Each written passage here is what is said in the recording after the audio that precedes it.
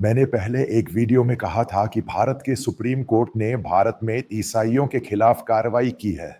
यानी कई राज्य सरकारों ने विभिन्न कानून पारित किए हैं और उनकी आड़ में लगभग 3,500 मामले दर्ज किए गए हैं और आज लगभग 600-700 लोग जेल में हैं।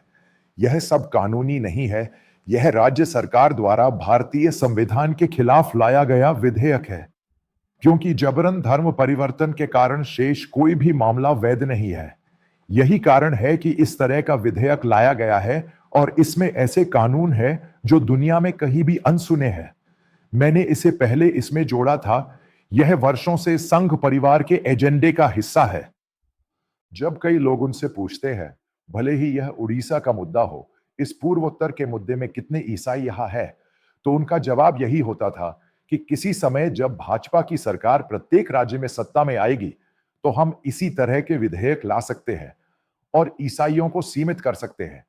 ये एक व्यक्ति की बात नहीं है, ये कई बार कई जगहों पर होता है। इस आरएसएस के कई शिविरों में, विश्व हिंदू परिषद के शिविरों में वगैरह, यही वो घटना है जिसका जिक्र किया गया है। इसी की वजह से बीजेपी कई राज्यों में सत्ता में आई है। इसी तरह के कानून जबरदस्ती लाकर, बिल पास करके या अध्यादेश लाकर सुप्रीम कोर्ट में इसके अचानक आने का क्या कारण है? ये एक स्वाभाविक सवाल है। ये अचानक सुप्रीम कोर्ट कैसे पहुंच गया? पिछले 3-4 सालों में भारत में ऐसे कई बिल और राज्य पास हुए हैं, चाहे वो मध्य प्रदेश हो, उत्तराखंड हो, हिमाचल हो, छत्तीसगढ़ हो, बीजेपी शासित कर्नाटक हो या फिर कई राज्य जहां पहले बीजेपी शासित राज्य थे। ये व्यापक हो गया है और पुलिस और बजरंगी गुंडों यानी इन दलितों के लिए उन पर चढ़ने का एक हथियार बन गया है, क्योंकि उन्हें पता है कि ये दलित अत्याचार अधिनियम बहुत कड़ा है। तो हम इससे कैसे निपट सकते हैं? इसके लिए जो घटना रची गई वो एक ऐसा मुद्दा है जिसे गहराई से देखने पर समझ में आता है। फिर ये धर्मांतरण आरएसएस का एजेंडा है। जब इन सबको जोड़ दिया गया और ये बन गया, अब अगला सबसे रोचक तथ्य है जो महत्वपूर्ण हो गया है। ये छत्तीसगढ़ का मुद्दा, ननों का मुद्दा, इसकी एक वैश्विक तस्वीर आपके सामने आई है। आप समझिए कि उसके बाद इस घटना को किसी मुख्य धारा के मीडिया ने लंबे समय तक नहीं छुआ, लेकिन सोशल मीडिया पर यह ग्लोबल हो गया। चाहे वो फेसबुक हो, दूसरे सोशल मीडिया प्लेटफॉर्म्स पर यह ग्लोबली एंट्री कर चुका है, वगैरह वगैरह। उस समय कई देशों के राजनयिकों ने, भारत में उनके वाणिज्य दूतावासों और दूतावासों ने, सभी ने भारत सरकार को पत्र लिखे। उन्होंने कई तरह से अपनी शिकायतें व्यक्त की और वहां के राजनेताओं ने भी पूछना शुरू कर दिया कि भारत सरकार उनके भारत सरकार के संविधान के खिलाफ क्यों जा रही है और कुछ लोग एक जगह इकट्ठा हो रहे हैं, वे किसकी पूजा कर रहे हैं। दूसरी बात यह है कि दलित समुदाय के खिलाफ इतने बड़े पैमाने पर मामले उठाने का क्या कारण है, यानी भारत की छवि खराब होने लगी है।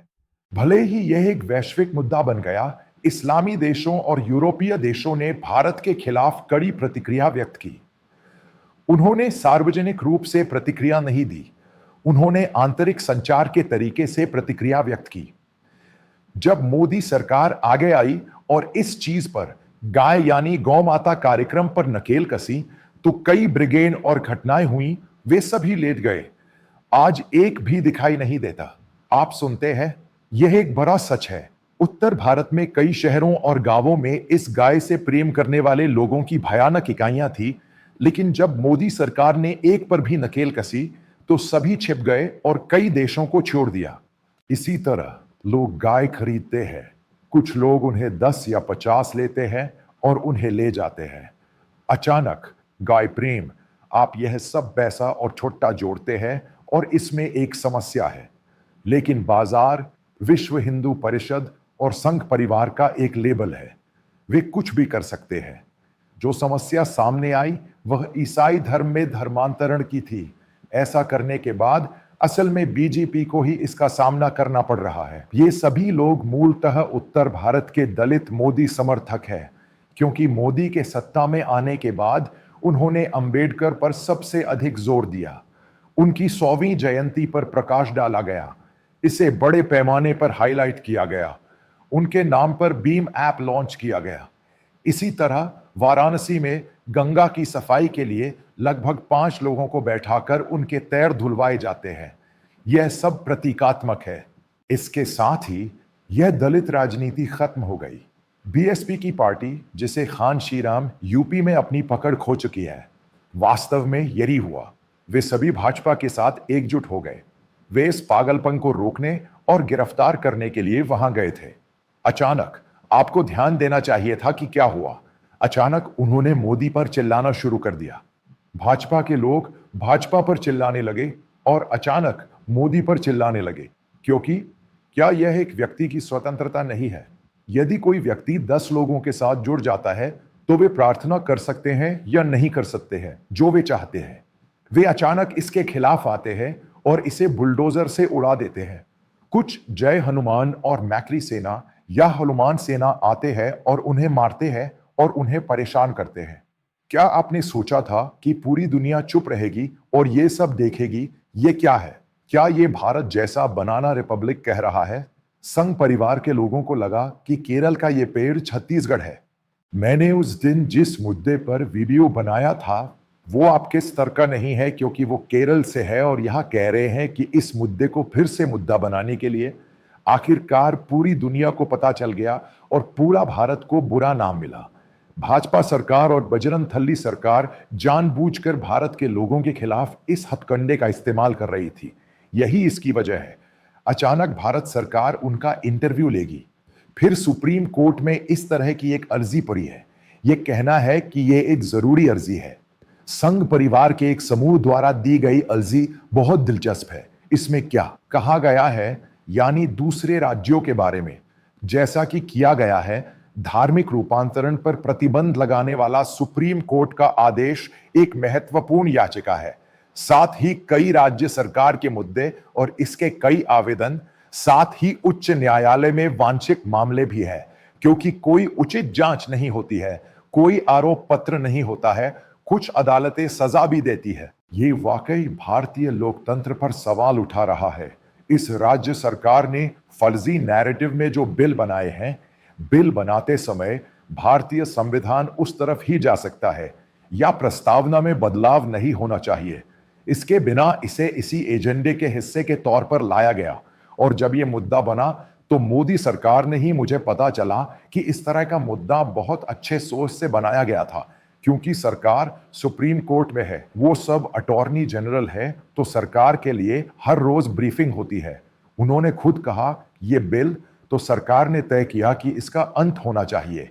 इसीलिए अचानक सुप्रीम कोर्ट के चीफ जस्टिस ने इसमें दखल दिया और राज्य सरकार को 2-3 हफ्ते के अंदर रिपोर्ट दी। हाई कोर्ट में जो केस है उसे यहां ट्रांसफर कर दिया जाए, ये सब एक साथ क्लैंप कर दिया जाए। सरकार ने जब भारत संघ से पूछा तो उन्होंने कहा होने दीजिए, समझ लीजिए भारत सरकार। ये घटनाक्रम इतना बुरा हो गया है, न केवल कानून और व्यवस्था बल्कि भारत देश भी। दूसरी घटना एक ऐसी घटना थी जो गाय के मुद्दे से संबंधित एक विशिष्ट समुदाय को निशाना बनाने के लिए बनाई गई थी। बाद में सरकार दोनों तरफ चली गई।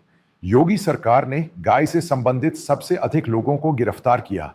फिर गाय से संबंधित सबसे अधिक लोगों को किसने गिरफ्तार किया? भाजपा सरकार उन्हें सभी राज्यों में ले गई और उन्हें बाहर निकाल दिया और उनका सिर कलम करने के लिए गुंडा अधिनियम ले आई। यहां जो मुद्दा होने वाला है वह यह है कि राज्य सरकार यह सब सुप्रीम कोर्ट को देगी। भारत संघ को एक स्टैंड लेना है, क्योंकि भारत सरकार कभी भी भारत के संविधान के खिलाफ नहीं खड़ी हो सकती। वह नंबर 1 घटना है। वह कैसे खड़ी हो सकती है? क्योंकि इस तरह की घटना संविधान के खिलाफ है। 10 लोग इकट्ठा होते हैं और प्रार्थना करते हैं। वे अपना धर्म नहीं बदलते, वे अपना नाम नहीं बदलते। यह गलत है। अब जब इसके खिलाफ कानून पारित हो गया है, तो केंद्र सरकार और केंद्र सरकार राज्य सरकार के खिलाफ राज्य सरकार का समर्थन करने के लिए कैसे तैयार होगी? एक बार ये तैयार हो जाए, अगर आप सीधे शब्दों में कहें कि ये सत्ताधारी पार्टी के खिलाफ है, तो आखिर में ये सब एक साथ आ जाता है, क्योंकि भारत में सभी अल्पसंख्यकों को एक मूल्य लाभ मिलता है और ये एक मरणोपरांत तर्क है। एक अच्छा उच्च गुणवत्ता वाला तर्क होगा। सुप्रीम कोर्ट उन सरकारों को दंडित करेगा जिन्होंने इसी तरह के बिल पारित किए हैं, जो इसके अंदर ढह रहे हैं। यह सब अंतिम चरण में होगा, लेकिन पहले वे स्टे देंगे। फिर स्टे देने के बाद 3 या 4 साल की बहस के बाद वे इसे बंद कर देंगे। यानी ये एक एजेंडा था, जिसे भारत में संघ परिवार वर्षों से लाता रहा है। राज्यों में भी यही बिल है। फिर सुप्रीम कोर्ट आएगा, फिर वे इसे पारित कराएंगे। यह केंद्र सरकार को बताएगा। यही वो देख रहे हैं। यही इन बेवकूफ लोगों के पास दिमाग नहीं होता, क्योंकि उनकी समझ ये है कि भारत में बहुत बदलाव आया है। इसका कारण यह है कि आप सभी जाति के मुद्दे के कारण गए हैं। जब तक आप उन्हें स्वीकार नहीं करते, आने वाले समय में भारत का बहुसंख्यक हिंदू होगा, हिंदू आस्तिक नहीं। मैंने उनसे कहा है कि वे बहुत गंभीर है और उन्होंने आरएसएस और अन्य चीजों को गंभीरता से लिया है, लेकिन वे इसे लागू नहीं कर पा रहे हैं। क्या बात है, क्योंकि उनके भीतर के कुछ लोग ऐसा नहीं होने देते। अब इस छत्तीसगढ़ मुद्दे के बारे में केरल भाजपा अध्यक्ष सुरेश गोपी, उनकी राय अलग है, लेकिन आरएसएस की क्या राय है? धर्मांतरण यह बकवास है। आखिर में कौन पिटा? मैं आगे वाला बता रहा हूं। आप जिस रास्ते पर जा रहे हैं वह सही नहीं है।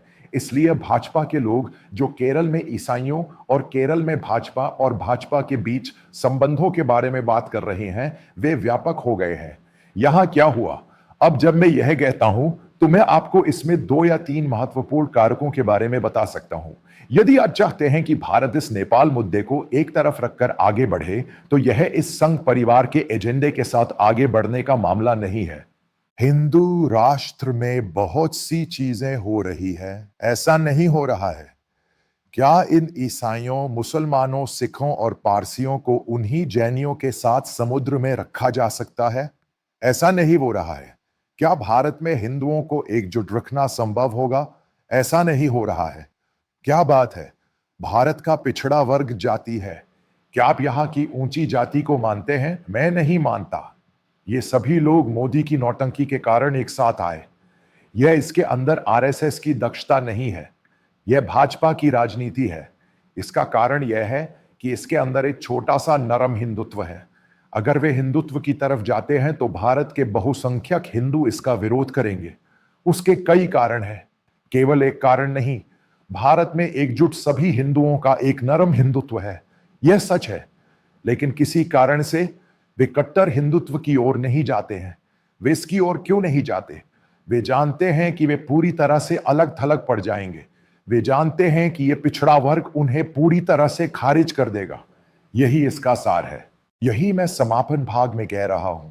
इस सुप्रीम कोर्ट के पास एक सुनहरा मौका है, यानी वो सुनहरा मौका जो भारतीय लोकतंत्र को भारत में मिला है। आने वाले दिनों में इस संघ परिवार के बजरंग दल का एजेंडा फिलहाल यही बिखरने वाला है, क्योंकि एक मजबूत सुप्रीम कोर्ट मुकदमे वापस लेने को कहेगा।